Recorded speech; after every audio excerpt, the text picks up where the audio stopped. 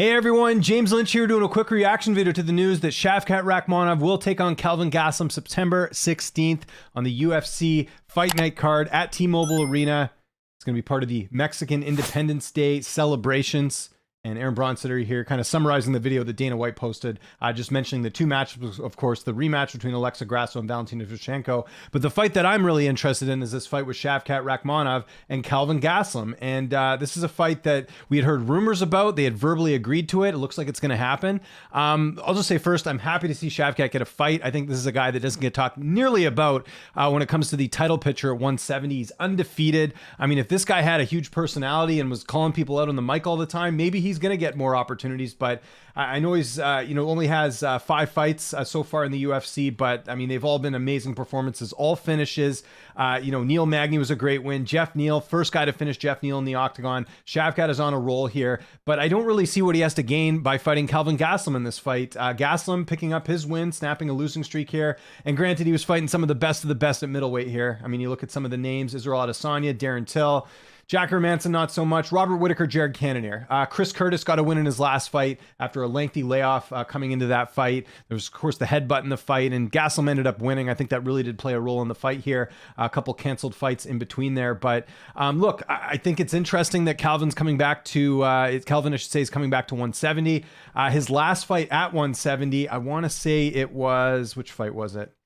Johnny Hendricks. So he has not fought at 170 since July of 2016. All these are middleweight fights: Tim Kennedy, Vitor Belfort, Bisping, etc. So if I'm Shavkat, I want something in my contract being like, this guy's got to make weight, because I mean, again, it's been 2016 is a long time. So that right off the bat is a little bit of a concern here, especially for a guy in Shavkat who's trying to make his way to the title here. Like, you don't want a fight happening and it not happening because the guy misses weight, right? And Kelvin has missed weight a number of times. That's why he was forced up to middleweight here. So that's kind of one thought on it as well. Again, happy to see Shavkat booked. I'm also wondering why they didn't put him on the Abu Dhabi card. You figure with him being Muslim, maybe that would have been a better option. At least he's fighting a little bit sooner here as opposed to October. But yeah, that's kind of my thoughts on it as far as the matchup goes. In terms of the rankings, I actually went back and looked at this. So Kelvin Gastelum was ranked number 12 at middleweight, okay? Like, I could see if he was ranked like number 1, number 2. Shavkat's ranked number 6. I think he should actually be ranked a little bit higher here. But yeah, it's like, I'm just wondering, what does this do for Shavkat other than keep him active, right? I mean, obviously Kelvin being on this card is great. Obviously Mexican Independence Day, that's great for him. But for Shavkat, this kind of just seems like a weird fight for him. I was hoping he'd get a step up. The fight that I suggested, and I think makes a lot of sense, and I do realize there's some connection there because they do sometimes train at the same gym, is Kamaru Usman. That's the fight to make. We keep hearing about Usman and Chimaev, but in my opinion, like, this is a much more interesting fight here. If Shavkat was to win that fight against Usman, against a former champion, he's undoubtedly going to get a title shot or close to a title shot. I think he would get a title shot if he beat Usman. And for Usman, you beat an undefeated prospect, you're right back in the swing of things. The reason I don't think Chimaev and Usman make sense is because I don't think Chimaev fights at 170 anytime soon. It seems like the plan is for him to go to 185. So you take him out of the equation. Who's Usman going to fight now? With this booking, I don't know, honestly. And again, just getting back to Gastelum here, like, I realize again that, he's an Ultimate Fighter winner. That does count for some things. He's still only 31, so there's still some room for improvement here. I just look at this, like, these last couple fights here, 2 and 4 and 2 and 5 in his last 7 fights. And again, these are the best of the best at middleweight for the most part, but I don't know. I just don't see a lot of the upside here for Shavkat. I see the upside here for Kelvin. If he goes out there and beats Shavkat Rakhmonov, he's immediately a contender at 170. I don't think there's any question about that. I mean, Shavkat hasn't lost. I know he does have some flaws, Shavkat that is. He does get hit a little bit, but he's also going out there and finishing a lot of guys, including, like I said, Jeff Neal. Really good win there. I think Neil Magny's still a good win. Magny is, I think he's basically the gatekeeper in the weight class. So I don't really have an issue with, that win. I mean, some of these other ones here, Oliveira, Prazeres, Harris, not exactly a great opposition here. But he's going out there and he's finishing these guys. I was just hoping for something a little bit more. Like, let's have a quick look at the welterweight rankings. Again, it looks like Colby's fighting Leon next. You've got Usman hanging in the wings. You got Bilal maybe getting the winner. We'll see. You got Chimaev, which, again, if he's not fighting in the weight class, we're coming up to a year that he last fought. Take him out of the rankings, in my opinion. And then you got Stephen Thompson and Pereira. Maybe it's going to be the winner of Thompson Pereira that fights Usman next or something. I mean, Thompson and Usman would be interesting. I was just kind of hoping for, Shavkat and Usman fighting each other too. So we'll have to see what happens. But yeah, you guys know me. I'm very high on Shavkat Rakhmonov. I think he's a guy that needs to be talked about more in the title picture at 170 pounds. And yeah, I just like, I really like everything about him. Like he was the guy that I picked as a future champion in the weight class. Like I do think he could beat anyone in the top 5 right now. And so for me, it's always exciting to watch him fight. By the way, I will reach out to his management team and get an interview before this one. So that'll be good. And yeah, again, like here's the other part we got to kind of talk about here. If Gastelum loses this fight, like where does he go from here? I guess he could get another fight at 170. I guess we'll have to see how he looks in that weight class. But you know, again, that if another loss here, that would be 2-6. Like that's crazy, you know? So it's not like Gastelum's getting an easy fight coming down. If I was to do this fight, like I said, I would do Shavkat and Usman, and I would have done Kelvin Gastelum against, like, pick someone in the rankings that's, you know, up there. I mean, Burns is still injured, right?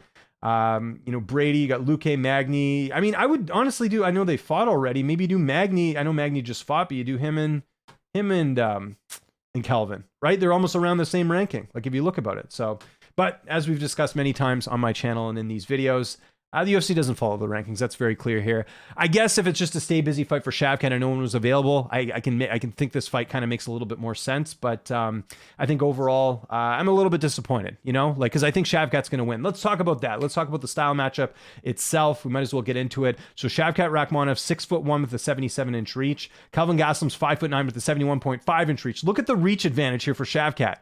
77 to 71.5. That's a big difference. Age-wise, not a huge gap there. 28 years old here for Shavkat. And for Kelvin, he'll be 32 in October, so 31. Actually, they both have October birthdays. It's interesting. So yeah, about a four-year age gap there as well.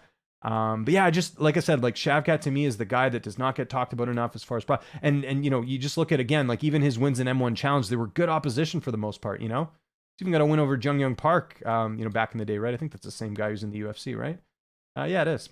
Yeah, so, I mean, like I said, I think if Shavkat goes out there and finishes Kelvin Gastelum, which I think is possible, we have seen Kelvin get finished. It doesn't happen often. Jack Hermanson was the last guy to finish him, and then Weidman before that.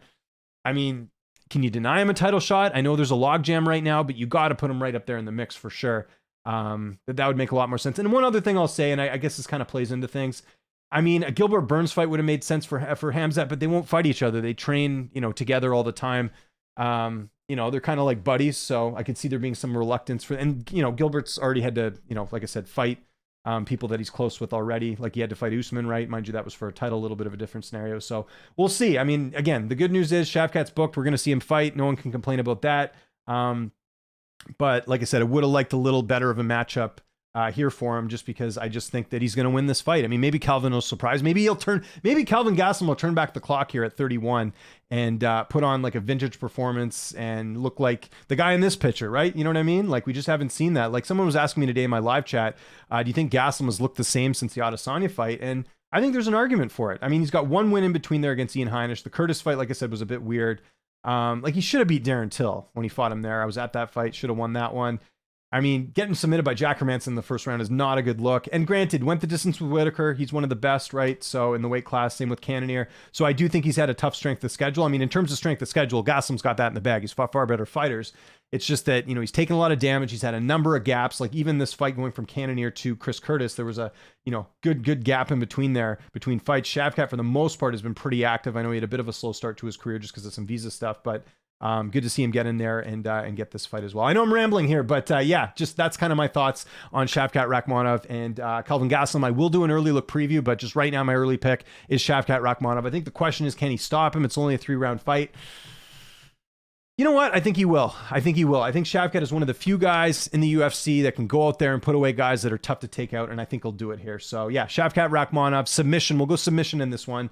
Right, because the Jeff Neal fight was a standing rear naked choke. I think he'll do the same thing here. Gastelum's been submitted a few times, so I'll go 3rd-round submission for Shavkat Rakhmonov to get it done at UFC Fight Night on September 16th. So I want to know what you guys think in the comment section below. Do you agree, disagree with me here? What's your early pick for this one? Do you like this matchup? If you don't like this matchup, what would you have liked to have seen instead? Let me know. Follow me Twitter, TikTok, Instagram, @Lynch on Sports. I'm James Lynch. Thanks so much for watching. I'll see you next time.